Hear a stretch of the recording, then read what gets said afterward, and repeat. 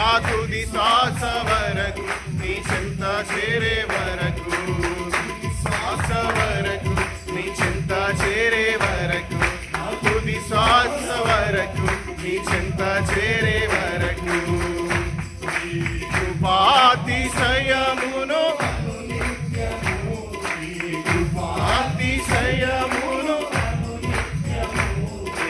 కీర్తించేదా తరతరములకు నీ విశ్వాసతను ప్రచురింతును. నీ విశ్వాస తరములకు నీ విశ్వాసతనునే ప్రచురింతును.